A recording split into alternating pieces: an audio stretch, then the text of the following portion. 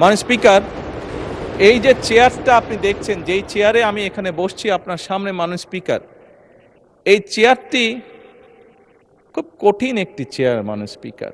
এই চেয়ারটি দেখলে মনে হয় বসতে খুব আরাম, আসলে মাননীয় স্পিকার মোটেও আরামের না।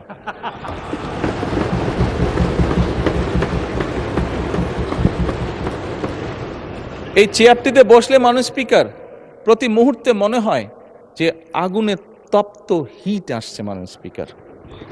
হাসার কিছু নেই, আমি যা ফিল করি আমি আপনাদেরকে তাই বলছি, মাননীয় স্পিকার, এই চেয়ারের থেকে উঠে দাঁড়িয়ে আপনার সামনে বক্তব্যে আমি হয়তো অনেক পপুলার কথা বলতে পারতাম, যেটাতে আরো অনেক বেশি তালি হতো মাননীয় স্পিকার। কিন্তু এই চেয়ার আমাকে বলে যে আমি সবসময় পপুলার কথা বলতে পারি না, আমাকে সেটাই বলতে হবে